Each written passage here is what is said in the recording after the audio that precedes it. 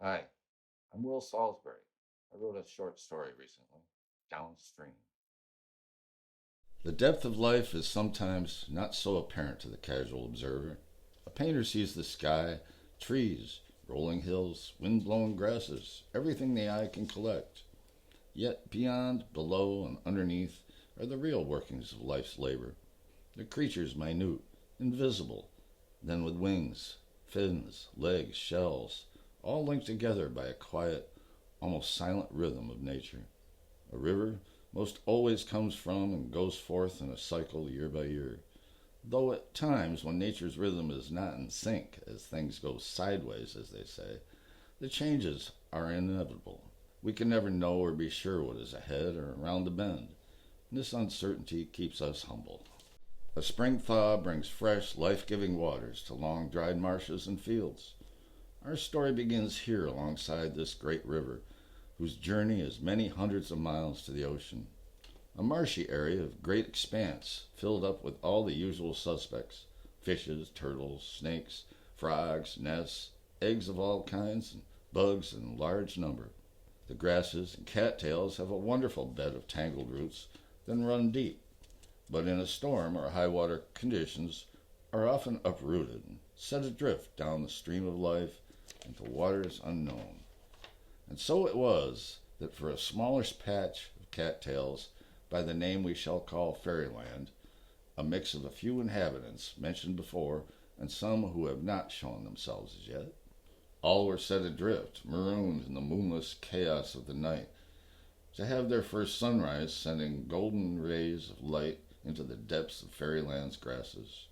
A lot of scurrying about and sniffing of the breezy air seems to be the first reactions to the newfound liberation, and or plight, as some will certainly categorize it. So much is taken for granted when living with abundance in a greater community that gives easy access to food sources and services. I've always been a bit of a hoarder, but I'm little worried now by this new circumstance, considering it more of an adventure to be welcomed. I'm pretty sure that some I'm observing aren't as well prepared and have begun assessing others' storehouses with greedy eyes. Such is the inevitable cause and effect of a refugee's plight. We have departed our former home and will never return upstream again. The beckoning shore recedes in the distance and is seen from my cattail perch where my newly woven nest is secure. The breeze is picking up, causing Fairyland to roll with the waves and become quite unsettling to some of our new travelers. Lots of hopping back and forth and wasted energy, if you ask me. We have entered the main stream, traveling about a mile an hour. Maybe we will soon settle into a new shoreline, marsh, or backwater, and join a new community if they will have us. A painted turtle is among us and seems very old and content. I think she, is swaying her head and blinking a lot, but is very calm as if she has been in a fix like this before.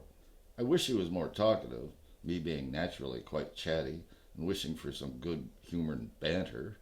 As I am suddenly feeling a bit sorry for myself, desiring company, I then see two frogs approach near to me and seemingly disgruntled about the wind as it's not letting their bugs fly about. Hunger and anger often go together. Like struggle brings on exhaustion, love can bring comfort. Hunger is always a maker. Well, croaking about lack of bugs will not help anyway, at least not in the moment when things are all so uncertain. The river has us now, a great river at that, and our collective future is bound up in the changes to come as we go downstream to a new home.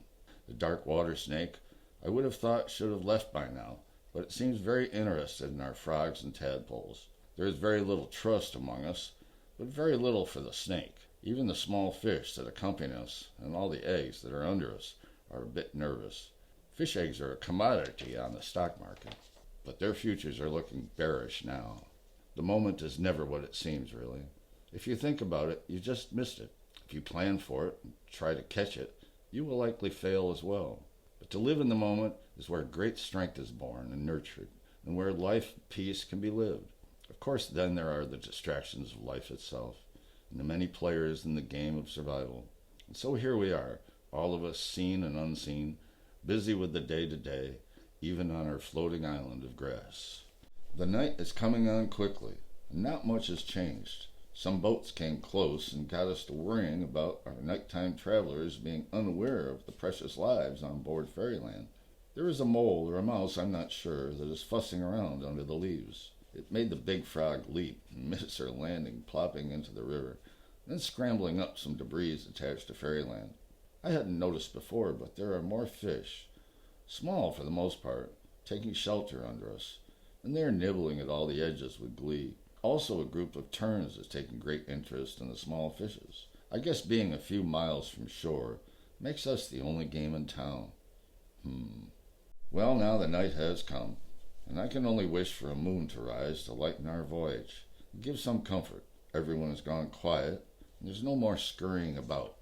The island and the winds have calmed down for the most part. The night brings to mind many thoughts, concern for the others with me, the young ones, clueless of our predicament and fragile little home. What if the wind should pick up in the night or tomorrow? Rain would not concern us, as we've got more water than we need. But what about lightning? Lightning? I could just fly away and go to a new marsh, make a new nest, who knows? Maybe find a mate, who would know? I can see a bit of land, and maybe I should go now. Now, I think. Now would work, and then I could get some sleep. Well, I've been saved by the dawn, so I guess I'm staying. My red wings glinting in the sun's first rays. I hope everyone couldn't hear what I was thinking, because I'm not sure I'm very proud of myself. So Fairyland it is. Let come whatever. We will stick together. We will rock on. Everyone heard me say we will rock on. In the chorus, they were repeating it. It made me fluff my feathers. In the hour before the sun was highest, a large fish, maybe a muskie or pike, was keeping the small fishes busy with hide and seek. Never a good outcome for some, but nature has its way with us. And the breezes now seem to be gathering speed, as are we, heading for Canadian Islands again. I would wonder about our welcome there.